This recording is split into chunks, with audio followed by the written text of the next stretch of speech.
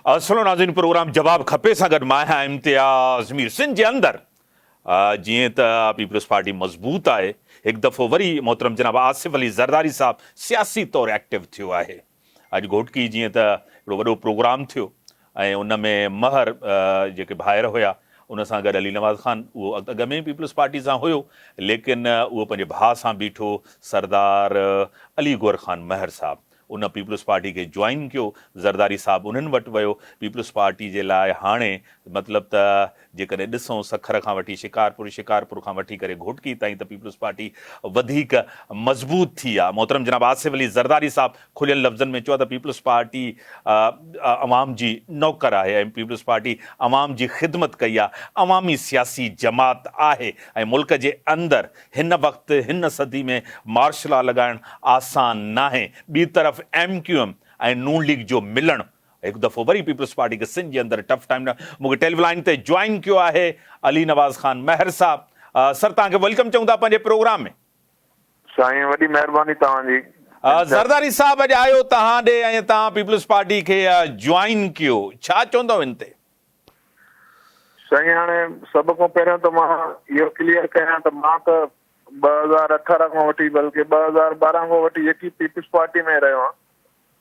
बाक़ी अली गौर ख़ान हुयो GDA में, मां त हाणे 18 खां वठी 2018 खां 23 ताईं बि पीपल्स पार्टी जी टिकट ते MP हुयुसि।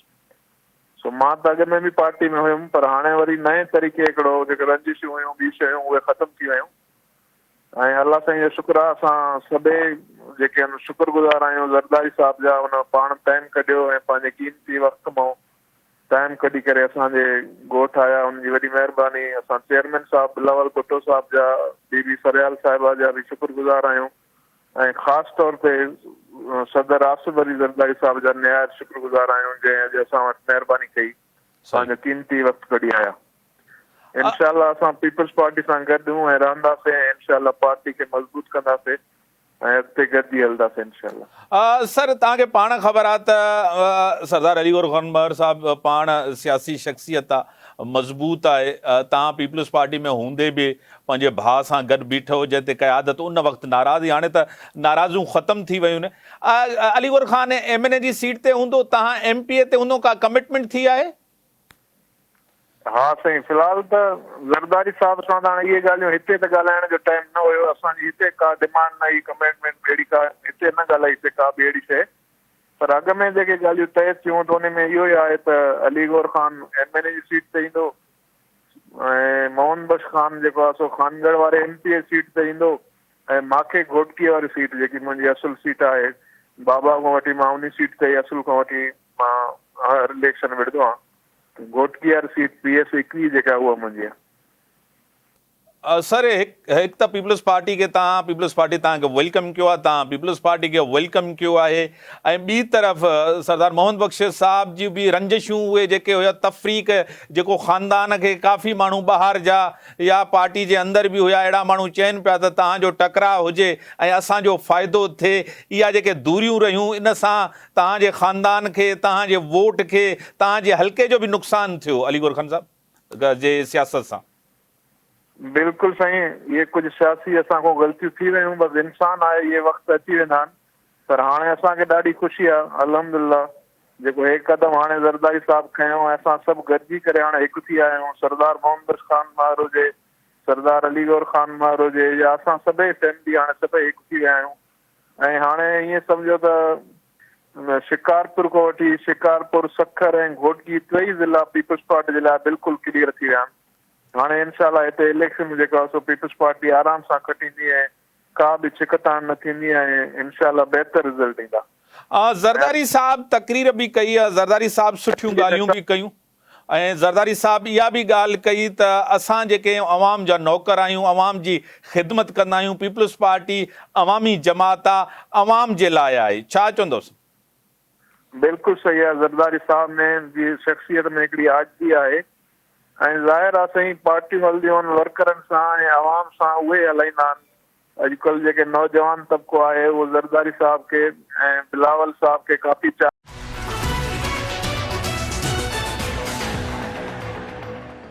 वेलकम बरादरी में रिटेल ब्रांड पे ज्वाइन किया है सीनियर रहनुमा सीनियर सियासतदान नून लीग के मरकजी क़यादत हैं, मारूफ कानूनदान हैं, मोहतरम जनाब एडवोकेट यासीन आज़ाद साहब मेरे साथ हैं। सर मैं आपको वेलकम करता हूं अपने शो में।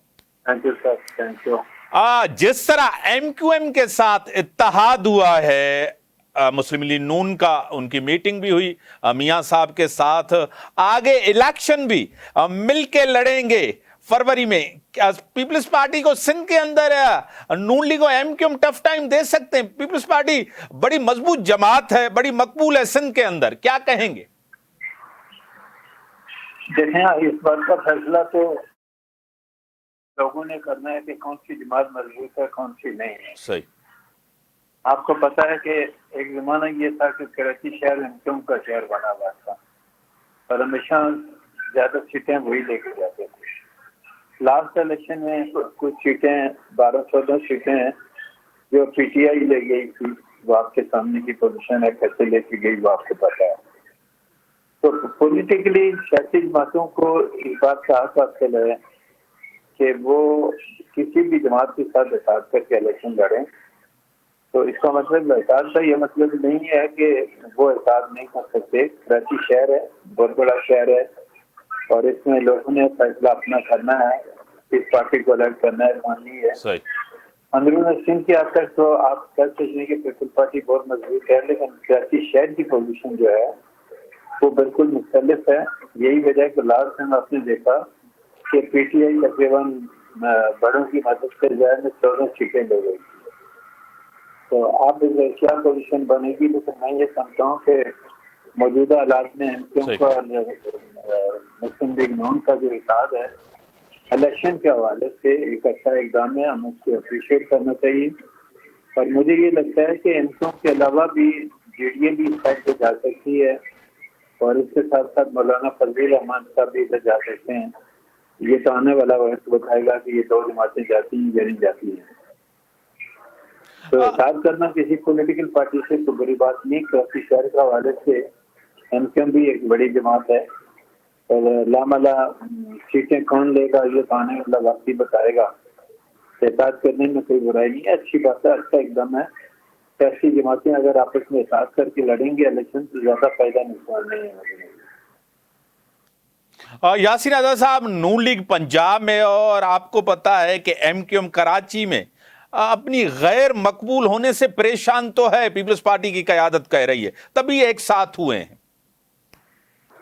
देखें, जहाँ तक पंजाब का ताल्लुक है, मैं आज भी समझता हूँ कि पंजाब में पाकिस्तान मुस्लिम लीग बहुत मजबूत विकेट पे है और उनका जो वोट बैंक है वो अपनी जगह इंटैक्ट है। और आप रिजल्ट आपको खुद देख लेंगे कि पंजाब में मुस्लिम लीग नून को शायद किसी से इत्तेहाद करने की जरूरत ना पड़े। लेकिन सिंध की पोजीशन जैसे मैंने कहा कि इसमें इत्तेहाद के इम्कानात हैं और इत्तेहाद करने में पार्टियों का लड़ना कोई बुरी बात नहीं है। कल कौन जीता है ये तो आने वाला वक्त बताएगा और आइंदा चंद दिनों के बाद मुमकिन है इलेक्शन के हवाले से कई चीजें और सामने आए, कई सियासी इत्तेहाद बनेंगे, कई पुरानी जमातें जो थी जो एक दूसरे के साथ अगर राय से कर रही थी, मुमकिन है कल जो है वो एक दूसरे के मद्दे मुकाबल खड़ी हो। तो सियासत में हर चीज मुमकिन है और उसको किसी सूरत में भी रिजेक्ट नहीं किया जा सकता कि कौन किस वक्त किसके साथ इत्तेहाद करता है। ये सियासी पार्टियों का आपस की स्वार्थ से है और MQM वाले भी आपको पता है कि वो सोच समझ के उन्होंने इत्तेहाद किया है। आखिर की वजह होगी यहाँ से लाहौर गए, मियां साहब से मुलाकात हुई और मुलाकात के बाद ये सामने आई है कि पहली मुलाकात से मीटिंग के दौरान ये तमाम बातें तय हो गई। बाकी मामला जो चला बेहतर होंगे, आप जरा इंतजार करें, आने वाला वक्त क्या बताता है वो बहुत जल्द पता चल जाएगा। यासीन साहब, लेवल प्लेइंग फील्ड की बात की जाती है, मतलब नून लीग ये चाह रही है, नून लीग भी ये चाहती है, जिस तरह पीपल्स पार्टी चाह रही है कि PTI को भी एक पूरा मौका दिया जाए, वो भी इलेक्शन लड़े, आप भी चाहते हैं, नून लीग की क़यादत भी चाहती है? देखिए, मेरा अपना जो जाती व्यू है कि पाकिस्तान की हर सियासी जमात को जिसका अपना वजूद मौजूद है उसको इंतखाबात में नहीं रोकना चाहिए। वरना एक शोर शराबा और अफरा तफरी पाकिस्तान में रहेगी। अब पीटीआई किस पोजीशन में खेलेगी ये तो आने वाला वक्त बताएगा, लेकिन पीटीआई की वो पोजीशन नहीं रही, क्योंकि अब जो उसकी पार्टी के बड़े बड़े लोग थे जिनको टिकट मिलने से सारा कुछ वो तो पीटीआई का साथ छोड़ गए। अब नए लोगों को ढूंढना, उनको कम वक्त के अंदर उनको टिकट देना पीटीआई के लिए कोई आसान काम नहीं है, काफी मुश्किल काम है, क्योंकि सिंह साहब की जो उनकी बॉडी है एक किस्म की जो है ना, बॉडी के अंदर जो बड़े लोग थे वो इधर उधर जा चुके हैं, तो नए लोगों को लेके आने के लिए आपको बड़ी भागदौड़ करनी पड़ेगी और पीटीआई के लिए इतना आसान काम नहीं है, काफी मुश्किल सूरत है पीटीआई के लिए और आने वाला वक्त बताएगा। लेकिन मेरा अपना जाती पॉइंट ऑफ व्यू है कि आप सियासी जमात को पूरा हक मिलना चाहिए, ताकि कल वो ये ना कर सके कि उनके साथ वैसी हो रही है, वो जीतने की पोजीशन में थे उनको जीतने नहीं दिया गया, इलेक्शन में हिस्सा लेने नहीं दिया गया, ये मौका किसी पॉलिटिकल पार्टी में ना देने को ज्यादा रहता है। एडवोकेट साहब, आपको खुद पता है कि एक तनकीद बड़ी हो रही है पीएमएलएन के ऊपर, क़यादत के ऊपर, और इसमें कितनी सदाकत है, अगर माजी को देखें तो ये हकीकत भी लगती है। अब जिस तरह पीपल्स पार्टी की क़यादत कह रही है कि एक नेक्सस है नून लीग का, निगरान हुकूमत का और इस्टब्लिशमेंट की सपोर्ट से आगे बढ़ रहे हैं, वोट को इज्जत दो, उससे पीछे नून लीग हटी है, क्या कहेंगे? देखें, जहाँ तक केयर टेकर सिस्टम का है ताल्लुक है, वो आइन के अंदर एक तरीकाकार मौजूद है और उसके मुताबिक आपने केयर टेकर सेटअप बनाया। अब केयर टेकर सेटअप इस दफा तो पाकिस्तान की तारीख में पहली दफा लंबा हो गया, हालांकि 90 डेज की रिक्वायरमेंट थी, लेकिन पाकिस्तान में जो हालात पैदा किए गए उन हालात की वजह से केयर टेकर सेटअप को ज्यादा टाइम मिला। सही। और ये क्योंकि आइनी मामला है, आइनी एतबार से आइन हमारा खामोश है, अगर 90 दिन से ज्यादा केयर टेकर गवर्नमेंट चलेगी तो क्या पोजिशन होगी, इस सिलसिले में हमारा आइन बिल्कुल खामोश है।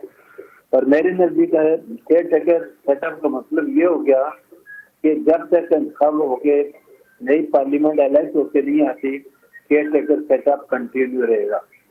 अब आपको याद होगा कि पंजाब का मसलन केयर टेकर सेटअप है, जब मोहसिन नकवी साहब को चीफ मिनिस्टर बनाया गया तो उस वक्त ये बात कही गई थी कि वो पीपी के बहुत नजदीक है, अब वो कहते हैं नून के नजदीक है। ये मेरे नजदीक एक दूसरे के खिलाफ इल्जाम हैं और इसको साबित करना बड़ा मुश्किल है, लेकिन चूंकि सियासी जमातों ने इलेक्शन लड़ना है तो वो कोई ना कोई तो एक दूसरे के खिलाफ जुमलेबाजी या एक दूसरे के खिलाफ बात करेंगे। केयर टेकर सेटअप पे एलिगेशन लगाने का मतलब ये हो गया कि जब पीडीएम की सारी जमातें मिलकर उन्होंने हुकूमत बनाई थी, इसमें पीपल पार्टी भी शामिल थी, नून भी शामिल थे, मौलाना फजलुर रहमान साहब भी शामिल थे सब, और केयर टेकर सेटअप भी उनकी मर्जी से वजूद में आया था। अब एक दूसरे पर इल्जाम लगाते हैं तो ये उनकी अपनी मजबूरियां हैं, उस पर मैं क्या कराई नहीं करने का था, लेकिन केयर टेकर सेटअप का काम यह है कि इलेक्शन कमीशन ऑफ पाकिस्तान से ताबन करे, उनकी जो लीगल रिक्वायरमेंट है उसको पूरा करें, ताकि इलेक्शन कमीशन ऑफ पाकिस्तान आइन के मुताबिक फ्री एंड फेयर इलेक्शन कराए, नहीं तो एक कम शराबा होगा, इसको अभी खत्म करना मेरी नजदीक है। एडवोकेट यासिर आज़ाद साहब, पीपल्स पार्टी की डिमांड तो आईनी है, जमहूरी है, वो कहते हैं फ्री एंड फेयर इलेक्शन हो, ये डिमांड तो सही है पीपल्स पार्टी की। 100% सही है। मेरा आइन जो है, हमारा आइन जो है वो कहता है कि इलेक्शन फ्री एंड फेयर होना चाहिए, पूरी ईमानदारी और दयानतदारी से होना चाहिए, और ये ड्यूटी किसकी है? इलेक्शन कमीशन ऑफ पाकिस्तान की है ना। आइन कहता है, आइन का आर्टिकल 218 से लेकर आप सारा पढ़ेंगे जिसमें लिखा हुआ है कि फ्री एंड फेयर इलेक्शन कराने की जिम्मेदारी इलेक्शन कमीशन ऑफ पाकिस्तान की है, और इलेक्शन कमीशन ऑफ पाकिस्तान का जो चीफ इलेक्शन कमिश्नर को आपने किया वो पॉलिटिकल पार्टी के कंसेंसस से उसको बनाया गया था, और उस वक्त आपको पता है कि चीफ इलेक्शन कमिश्नर के मतलब सबसे ज्यादा पीटीआई ने उनको सपोर्ट किया था। तो अब जो कुछ कहना वो गलत है। मैं तो समझता हूँ कि इलेक्शन कमीशन ऑफ पाकिस्तान जो है, बर्तन पाकिस्तान जितने भी माजी में बाई इलेक्शन हुए उन्होंने बिल्कुल फ्री एंड फेयर इलेक्शन कराया, और लश्कर का मामला था, सीरियस था, उसमें दोबारा इलेक्शन हुआ बाज़ हल्कों में, तो मैं ये समझता हूँ कि फ्री एंड फेयर इलेक्शन का कराना और इसका मुतालबा करना आप सियासी जमात का हक है कि वो ये मुतालबा करें कि इलेक्शन कमीशन ऑफ पाकिस्तान को आइन के मुताबिक बिल्कुल फ्री फेयर इलेक्शन कराने हैं और ये जिम्मेदारी इलेक्शन कमीशन ऑफ पाकिस्तान की। बड़ी मेहरबानी, आपने टाइम दिया। एडवोकेट यासीन आज़ाद साहब का पॉइंट है नून लीग जो पॉइंट है तव्हांजे साम्हूं न ब्रेक जो टाइम था ब्रेक खां पोइ था अचूं।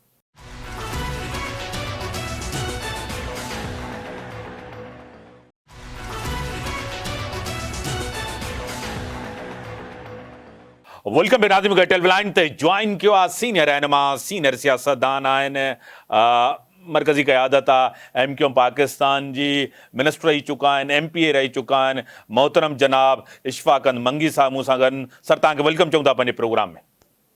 जी वॾी महिरबानी। इशफाक़ साहब, मुलाकात थी मियाँ साहब सां मुस्तफ़ा कमाल साहब की जी डॉक्टर फारूक सत्तार जी त इलेक्शन गॾिजी करे तव्हां विढ़ंदो पिया नून लीग और MQ अॻ में बि इतिहाद आहे JUI सां GDA सां पीपल्स पार्टी जे ख़िलाफ़ इलेक्शन लड़ी वेंदी। तव्हांखे लॻे थो त पीपल्स पार्टी खे सिंध जे अंदरि को टफ टाइम ॾेई सघंदी MQ सभिनी सां मिली करे? जी इम्तियाज़ साहब तव्हांजी वॾी महिरबानी ऐं अहम इशू ते तव्हां मूंसां जेको आहे सो ॻाल्हाए रहिया आहियो। असल में ॻाल्हि इहा आहे त 15 सालनि खां पीपल्स पार्टी इक़्तिदार में आहे पर अवाम सां जेका वेसाघाती थी आहे उहा सभिनि जे साम्हूं आहे। हिन वक़्तु पीअण जो पाणी न आहे शहरी इलाइक़नि में तव्हां वञो ऐं जेकॾहिं सिंध जे कंहिं बि डिस्ट्रिक्ट में वेंदो तव्हांखे को बि हिकिड़ो मॉडल जेको आहे शहर या ॻोठ तव्हांखे नज़र न ईंदो। 15 साल पीपल्स पार्टी माण्हू सां वॾो ज़ुल्म कियो आहे। हिन वक़्तु अगवा बराए तवान रोड रस्ता वीरान उन खां अलावा कंहिं बेरोज़गारी खोड़ सारा इशू आहिनि त हाणे हिन वक़्तु ॾिसो जेको आहे सो का बि अहिड़ी ॿी का पार्टी न आहे जेका पीपल्स पार्टी सां जेको आहे सो को मुक़ाबिलो करे। वाहिद मुतहिदा क़ौमी मूवमेंट ऐं जेके असांजा इतिहादी जीअं असांजो JUI सां इतिहाद थियो आहे GDA सां असांजो इतिहाद आहे। उन खां पोइ अॼु तव्हां ॾिसो त मियां मोहम्मद नवाज़ शरीफ़ सां असांजो delegation convener senior deputy convener उते मौजूदु हुया। अॼु बाक़ाइदा जेको आहे इतिहाद थियो आहे ऐं बिल्कुलु असां गॾिजी जेको आहे हिकिड़े प्लेटफॉर्म ते गॾिजी इलेक्शन विढ़ंदासीं ऐं भरपूर मुक़ाबिलो कंदासीं इन्हनि सियासी जागीरदारनि जो इन्हनि सियासी वॾेरनि जो। इन्हनि मुल्क खे नुक़सानु पहुचायो आहे, मुल्क जी तबाही कई आहे। ख़ासि तौर ते मुंहिंजे सिंध जी जेका तबाही थी आहे उनजो तमामु घणो अफ़सोस आहे असांखे। इंशाल्लाह असीं जेको आहे हुननि जो मुक़ाबिलो करे ऐवाननि में वेंदासीं ऐं ग़रीब अवाम ऐं मुतवस्त तबिके जे अवाम जी इंशाल्लाह ख़िदमत कंदासीं। पीपल्स पार्टी चयो आहे त MQ पाकिस्तान परेशान आहे, उहे कराची जे अंदरि गैर मक़बूल आहिनि। असांजो तारीख़ में पहिरियों चकर मेयर कराची में आयो, हैदराबाद में आयो, हाणे बि बल्दियाती जेके बाय इलेक्शन हुन मुर्तज़ा क्लीन स्विप कयो आहे सभिनी। छा चवंदो? ही त हिकिड़ी मज़ाक आहे। हीअ जेका बल्दियाती इलेक्शन थी आहे बिल्कुलु इहो मज़ाक आहे ऐं असां उनजो बाइकाट कयोसीं। ॾिसो तव्हां डीलिमिटेशन जो हिकिड़ो मसइलो इशू हुयो उन खां पोइ तव्हां ॾिसो इन इलेक्शन खां पोइ 53 यूसियूं जेको आहे सो हिननि जेको आहे बहाल कयूं आहिनि। हिन वक़्तु इलेक्शन कराइनि हिनखे जेको आहे ख़बर पइजी वेंदी वज़न जी त जेको आहे घणे वीह सौ आहे जेको आहे असां त हिन बल्दियाती इलेक्शन खे बिल्कुलु मञूं ई कोन था पिया। बाक़ी जेको आहे सो हिन में ख़बर पइजी वेंदी न जनरल इलेक्शन में त पीपल्स पार्टी जो शहरी इलाइक़नि में केतिरो जेको आहे सो असर रसूख़ आहे। ऐं पीपल्स पार्टी जॾहिं असांजे कंहिं बि सिंध जे शहर में हिननि ख़िदमत न कई आहे, चंद जागीरदारनि चंद वॾेरनि ऐं चंद सियासतदान जेके हिन जा जेको आहे हिन जा पंहिंजा जेके क़रीबी माण्हू आहिनि उहे ई सिर्फ़ु अमीर तरीन थी विया आहिनि। गरीब थी चुको आहे ऐं जेको आहे सो इंशाल्लाह तव्हां ॾिसंदव त सिंध जे बाक़ी शहरनि में बि हिननि जे ख़िलाफ़ इतिहाद जुड़ंदा ऐं ठहंदा ऐं इंशाल्लाह ईंदड़ जेका इलेक्शन हूंदी उहा मुतहिदा क़ौमी मूवमेंट ऐं हुननि जे इतिहादनि जी हूंदी। मंगी साहब, तव्हांखे पाण ख़बर आहे त नवाज़ शरीफ़ सां अॻ में बि तव्हां इतिहाद में रहिया हो, हिकु PDM में बि तव्हां इतिहाद में रहिया हो। नवाज़ शरीफ़ जेको चार्टर तव्हां सां कयो हुयो, जेके तव्हां सां कमिटमेंट्स हुयूं माज़ी में उहे पूरियूं कोन थियूं आहिनि, चाहे PTI हुजे चाहे नून लीग हुजे, जेके बि कमिटमेंट्स जंहिं बि तव्हां सां कयूं उन्हनि पूरियूं त न कयूं। हिकु दफ़ो वरी नून लीग ॾे तव्हां विया हो या तव्हांजी सियासी मजबूरी आहे? हा ॾिसो सियासतदाननि जा हिकु दरवाज़ा खुलियल हूंदा आहिनि। इतिहाद असांजा पीपल्स पार्टी सां बि थिया आहिनि, इतिहाद असांजा नून लीग ऐं जीअं PTI सां बि। बहरहाल हिन वक़्तु ज़ाहिरी आहे असीं बहितर जेको सम्झंदासीं मुल्क जे लाइ, बहितर सम्झंदासीं असां पंहिंजे सूबे जे लाइ ऐं शहरी इलाइक़नि जे लाइ। ऐं यकीनन ऐं असांजा जेके जेको सो ॻोठ ऐं वाहण बस्तियूं उन्हनि जे लाइ जेको बहितर सम्झंदासीं असां उहे फ़ैसिला कंदासीं। ऐं मां सम्झां थो त हिन वक़्तु जेको इतिहाद जुड़े पियो ऐं इहो बहितर हूंदो इंशाअल्लाह ताला सूबनि जे लाइ बि ऐं प्लस जेको पाकिस्तान जे लाइ बि। मंगी साहब तव्हांखे पाण ख़बर अथव पीपल्स पार्टी खे तमामु घणा माण्हू ज्वाइन करे रहिया आहिनि, बार बार उनखे ज्वाइन करनि था। ॿियूं सियासी जमातूं जेके आहिनि उहे कमज़ोर आहिनि पीपल्स पार्टी जे साम्हूं। जीअं अॼु अलीगढ़ सरदार अलीगढ़ ख़ान महर बि ज्वाइन कयो, इन खां अॻु में बि काफ़ी माण्हू ज्वाइन कयो आहे। सभु पीपल्स पार्टी खे ज्वाइन कंदा था वञनि, माण्हू इहे सम्झनि था, माण्हुनि जे ज़हन में इहो आहे त पीपल्स पार्टी हुकूमत ठाहिण थी वञे। अॼु तव्हां ॾिठो हूंदो जेको खानगढ़ में जेको ज़रदारी साहिबु हुते वियो आहे, तव्हां इहो बि ॾिठो हूंदो त अधु पीपल्स पार्टी हुते मौजूदु हुई, अधु पीपल्स पार्टी मौजूदु न हुई। तव्हां ॾिसो धारेजा हुते किथे हुया, हुनमें बिल्कुलु उन इतिहाद में जेको आहे सिर्फ़ु महर ॿाहिरि हुया ऐं प्लस जेको आहे हिकु अधु को नज़र अचे पियो। उन्हनि जो चूंडियल नुमाइंदो यूसी चेयरमैन या जेको आहे तालका डिस्ट्रिक्ट जो को बि माण्हू हुते मौजूदु न हुयो। यूसी चेयरमैन त बिल्कुलु हिकिड़ो माण्हू बि मौजूदु न हुयो। मियां मिठू साहिबु हुते कोन हुयो, उन खां अलावा ॿिया अकमल लगारी साहिबु कोन हुयो, धारेजा ॿाहिरि कोन हुया। त ही तव्हांखे अञा खोड़ सारियूं जेको आहे शयूं नज़र ईंदियूं। ऐं मां सम्झां थो त कुझु ॾींहंनि में तव्हांखे पंहिंजे सिंध जे अंदरि हिकिड़ी तमामु वॾी तब्दीली नज़र ईंदी, जंहिंमें पीपल्स पार्टी खे ख़बर पइजी वेंदी त असांजा माण्हू केतिरा गॾु आहिनि।